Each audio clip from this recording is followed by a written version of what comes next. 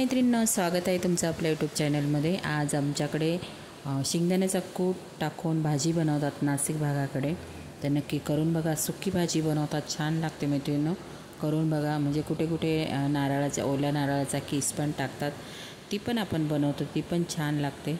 पण आमच्या नाशिककडे अशी बनवली जाते, नक्की करून बघा। मस्त अशी गावची भाजी होती आमची, मेथीची भाजी होती। कढई ठेवून घेतलेली, तेल टाकून घेतलेले। पालेभाज्या असेल ना, थोडंसं तेल आपल्याला जास्त वापरायचं मैत्रिणींनो। तर तेल टाकून घेतलेलं आहे। तेल छान असं कडकडीत गरम झालेलं आहे। तुम्ही हवं तर लसूण पण याच्यामध्ये ठेचून फोडणीला टाकू शकता। मी ते हिरवी मिरची घेतलेली आहे। कांदा थोडासा जास्त वापरायचा आहे आपल्याला भाजीसाठी, तर मी 2 कांदे घेतलेले आहेत, मोठे कांदा छानसा बारीक चिरून घेतला आहे। हिरवी मिरची टाकून घेतलेली आहे। मीठ टाकून घेते। पहिलं मीठ कमी टाकायचं, कारण पालेभाज्या बनवल्यानंतर कमी होतात, म्हणून मिठाचं प्रमाण अर्धच वापरायचं। अर्धं हवं असेल तर आपण नंतर टाकू शकतो। तर कांदा आपल्याला खूप असा पालेभाज्यांमधला कांदा खूप असा ब्राऊन नाही करायचा, आपण जसे बाकी यांना करतो रेसिपींना। तर पालेभाज्यांचा कांदा भाजतो ना आपण, थोडासा त्याचा कच्चेपणा जाईपर्यंतच फक्त आपल्याला परतून घ्यायचा आहे। तर इथे आपला कांदा परतून झालेला आहे। त्यानंतर मी बघा, मेथीची भाजी स्वच्छ अशी धुवून घेतलेली आहे। तर पाणी पूर्ण आपल्याला निथळून घ्यायचं, सुक्कं करून घ्यायचं आहे। आणि सुक्कं करायला ठेवायचं, नाही तर भाजीला ना खूप पाणी सुटतं, त्याच्यामुळे भाजीतलं पाणी बिलकुल ठेवायचं नाही, एकदम पाणी निचरून घ्यायचं चाळणीमध्ये। भाजी स्वच्छ धुवून निचरायला पाणी अगोदर ठेवून द्यायचं। भाजी धुतलेली होती, मी ती कांदा आणि मिरचीवर परतून घेत आहे। आमचे गावचे शेंगदाणे पण गावचेत, मस्त असे खमंग भाजून कूट करून घेतलेला आहे। खूप छान लागते मैत्रिणींनो, ही बाजरीच्या भाकरीबरोबर तुम्ही खाऊ शकता, खूप मस्त लागते। समजा डाळ भात बनवलं तर आपण तोंडी लावण्यासाठी बनवतो, मी आज ही टिफिनसाठी बनवलेली भाजी मी टाकून घेतलेली बघा।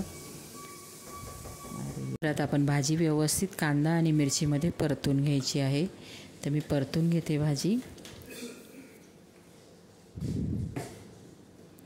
लगेच मेथीची भाजी लगेच वाफेवर शिजली जाते।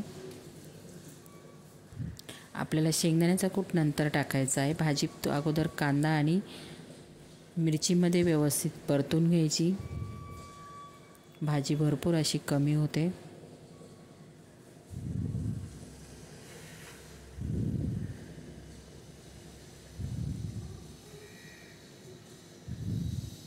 तर परतून घेत आहे कांदा आणि मिरचीमध्ये।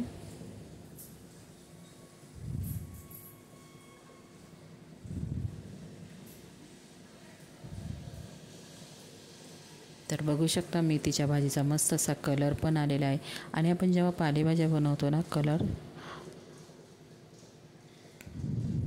तसाच राहिला पाहिजे। आता आपण शेंगदाण्याचा कूट होता बनवून घेतलेला, मी तो टाकून घेत आहे। शेंगदाणे खूप जाड किंवा खूप बारीक नाही वाटायचे, मीडियम वाटायचे मिक्सरला। आणि शेंगदाण्याचा कूट टाकल्यानंतर आपल्याला व्यवस्थित अशी भाजी मिक्स करून घ्यायची आहे। मैत्रिणींनो, नक्की करून बघा, आमच्या नाशिककडे अशी बनवली जाते भाजी, सुकी भाजी। करून बघा तुम्ही पण एकदा, छान लागते भाकरीसोबत, बाजरी ज्वारीच्या भाकरीसोबत करून बघा। माझी साधी सिंपल रेसिपी आहे, म्हटलं चला आपल्या मैत्रिणीबरोबर शेअर करूया म्हणून। भाजी होती गावची, तर करून बघा। थोडीशी शिजून घ्यायची, आणि गावची भाजी असते ना, थोडीशी एकदम कडक असते, ती थोडी शिजवावं लागते। गावठी भाजी असते मस्त, तिच्या काड्या ना जाड असतात थोड्याशा, म्हणून थोडीशी शिजून घ्यायची असते। तर कसं वाटलं मैत्रिणींना व्हिडिओ, लाईक शेअर आणि सबस्क्राईब करायला, कोण नवीन मैत्रिणी असतील तर आपल्या चॅनलला सबस्क्राईब पण करा। तर बाय।